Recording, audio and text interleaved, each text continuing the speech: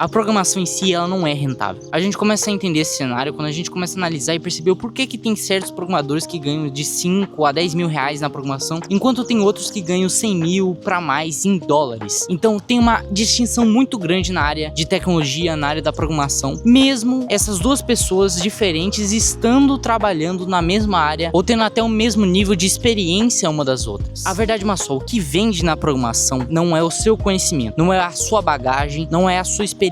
O que vende na programação são dois fatores. O primeiro fator, que eu acho que é o mais crucial de todos, é você conseguir se vender. Programar por si só não vai fazer com que as pessoas saibam que você é um programador, não vai chamar a sua atenção, não vai te destacar dos outros no mercado. Como que as pessoas poderiam começar a conhecer você? É isso que você tem que se questionar. Como que as pessoas podem conhecer o seu trabalho e entender o que você faz? Isso vende muito mais do que simplesmente programar linha de código. E agora que entra o segundo ponto, que pra mim é o mais importante de todos. As empresas não estão indo atrás de simples programadores, elas estão indo atrás de especialistas numa área específica. É isso que diferencia, por exemplo, a qualidade de um X-tudo comparada com um hambúrguer artesanal feito por um chefe renomado. Os dois seguem a mesma lógica, é um simples hambúrguer, uma simples comida. Só que o que diferencia um do outro é que enquanto um ele foca na quantidade, o outro tá focando na qualidade. E o mesmo vale para programação. O que de fato importa não é a quantidade, e sim a qualidade do conteúdo que você possui. E por isso que eu vou estar falando nesse vídeo um pouco sobre as carreiras na programação e como você tomar uma decisão importante dessa pode impactar diretamente o seu futuro. Qual dessas carreiras você deveria escolher e o porquê? Então vamos começar a entender o porquê que a programação em si ela deveria ser considerada uma porta de entrada, tá? E eu não falo isso com uma pessoa que tem uma opinião sobre a programação negativa ou algo do tipo. Eu falo isso como alguém que já trabalhou há mais de 8 anos na área de programação e que continua estudando, continua evoluindo. Eu já trabalhei em front-end, back-end, aplicativo, mas qual que é o ponto? Hoje em dia, quando a gente fala de tecnologia, a gente entra num ponto muito crucial, que é conhecido como Big Data. O Big Data nada mais é do que a quantidade massiva de dados, um acúmulo expressivo de dados, brutos ou lapidados, seja o que for, armazenadas em um local específico. Então, hoje em dia, quando a gente tá falando de tecnologia, a gente tem um crescimento exponencial, um crescimento absurdo desse Big Data. A gente não tá falando de simplesmente dados simples ou poucos dados criados na internet. Estamos falando de dados brutos, dados expressivos, dados em uma quantidade absurdamente grande. E qual que é a questão? Por conta do Big Data, por conta desse acúmulo de dados expressivos, ficou cada vez mais difícil da gente conseguir extrair esses dados e conseguir analisar esses dados ao lado de outros e conseguir criar análises, predições e conseguir realmente extrair algo de valioso desses dados. Uma coisa que a gente confunde muito é a diferença entre dados e informações. Qual que é o ponto importante? Quando a gente fala de dados, a gente tá falando de algo bruto, algo que ainda não foi lapidado, que não foi reformulado, não foi refinado. Agora, quando a gente fala de informações, é a gente pegar esses dados, colocar uma prática neles, realmente conseguir aplicá-los, ou seja, são dados refinados, dados processados. E por conta de toda essa informação tá o tempo todo crescendo, tá cada vez mais aumentando, a gente entra no ponto e na lógica crucial dos profissionais responsáveis na criação, manutenção e refinação desses dados. E aí que a gente pode estar falando de duas carreiras muito importantes que andam crescendo cada vez mais, que são os engenheiros e os cientistas de dados. Mas qual que é a diferença entre um engenheiro e um cientista de dados? Quando a gente fala de engenheiro, a gente tá falando do cara que construiu, que ele cria a forma de captação de dados. Então eles são responsáveis pela captação, armazenamento, manutenção e inclusive um refinamento básico dos dados. A função dos engenheiros de dados, ela tá totalmente conectada com os cientistas de dados.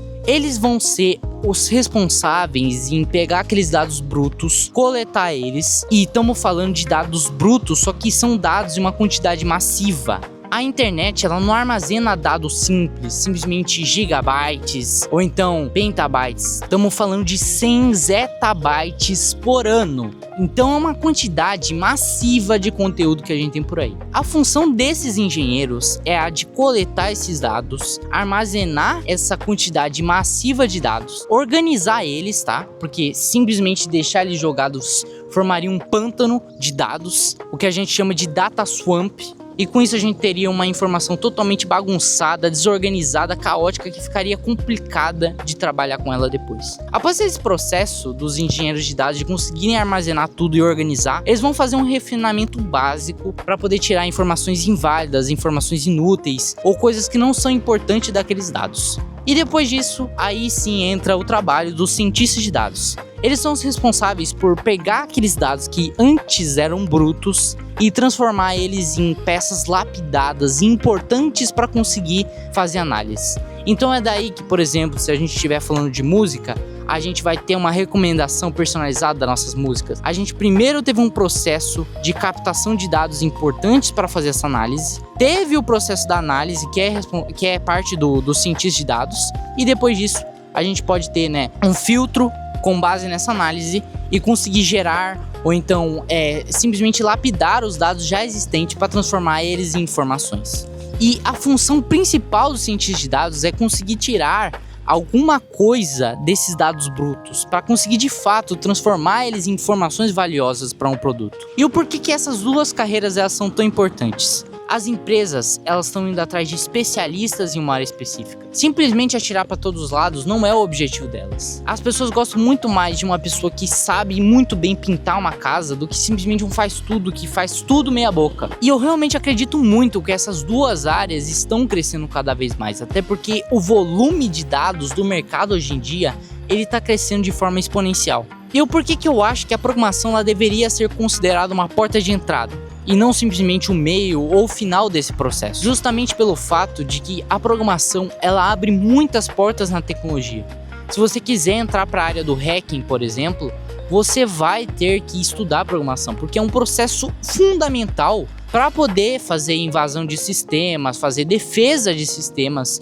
Todo esse processo ele precisa ter uma conexão com a programação. Quando a gente fala de engenheiros de dados, cientistas de dados, ambos são programadores. Só que um programador, ele não é um engenheiro de dados. Todo engenheiro de dados é um programador, mas nem todo programador é um engenheiro de dados. Então essa é a lógica que vocês precisam entender. Será que vale a pena me especializar numa área? Ou será que vale a pena atirar para todos os lados, saber de tudo um pouco? Vocês precisam primeiro entender o que as empresas estão indo atrás, o que o mercado deseja, para depois vocês começarem a se especializar numa área. Já atrelando a IA todo esse contexto, por que a tecnologia, a área de tecnologia em si, ela é tão importante quando a gente está falando de inteligências artificiais? E o porquê eu acredito que ela não vai ser substituída totalmente. Processos de automação vão existir e não tem o que fazer. A tecnologia está avançando muito, principalmente agora com as inteligências artificiais, e elas sim vão substituir muitas áreas e vão fazer processos básicos que o ser humano antes fazia, que eram manuais, que agora vão passar a ser automatizados por uma inteligência artificial. Enquanto a isso, não há o que fazer. O mercado já mudou muito, certos empregos deixaram de fazer sentido de uma pessoa estar trabalhando, tem que ser uma máquina. Só que o ponto da máquina é que ela, pelo menos atualmente, ela tem uma capacidade limitada, principalmente quando a gente tá falando de tecnologia, porque existem certos trabalhos que existem uma compreensão absurda, uma análise gigantesca que uma IA não é capaz de fazer. Ainda mais porque quando a gente tá falando de trabalhos mais complexos, a gente tá atrelando a trabalhos que demoram anos, meses, décadas para ser feitos. E hoje em dia uma IA não é capaz de fazer isso, principalmente pelo fato de que as inteligências artificiais, elas utilizam o conhecimento que o ser humano criou para poder fazer a partir daí cálculos e conseguir chegar a conclusões. Então, elas não criam um conteúdo a partir do zero, elas não tiram as ideias do vazio, elas utilizam um conteúdo que nós mesmos criamos para conseguir tirar suas próprias conclusões. E qual que é o ponto e o que isso está atrelado à carreira em si? A carreira é de programação, então quando a gente está falando de engenheiros de dados, cientistas de dados ou até hacking, por exemplo, a gente está falando de um processo de análise muito complexo para uma inteligência artificial conseguir fazer. Estamos falando de um processo que exige uma bagagem de conhecimento muito grande e todas essas IAs vão estar utilizando o conhecimento que a gente criou para poder gerar essas informações. Qual é o problema? O conteúdo da humanidade, por mais que seja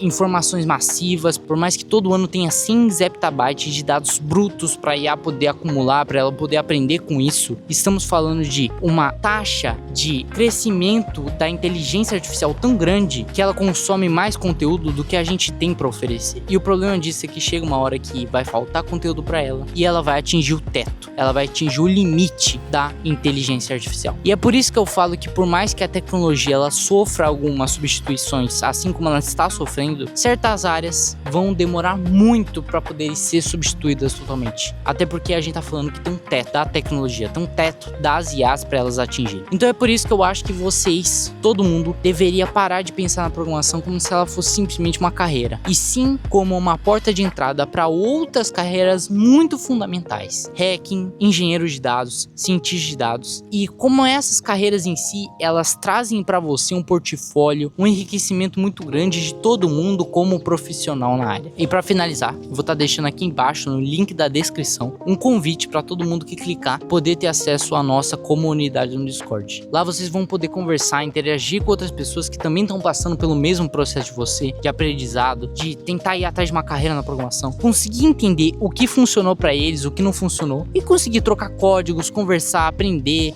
fazer salas de reuniões para conseguir aprender melhor programação, pegar dica com os outros, compartilhar códigos, enfim, tem muita coisa lá para vocês poderem aproveitar e conseguir evoluírem de verdade na programação. E lembre-se, todo mundo começa como um malogro na programação. O objetivo de todo mundo é evoluir e conseguir uma carreira, conseguir algo de verdade para a profissão de vocês. Sucesso aí e até a próxima.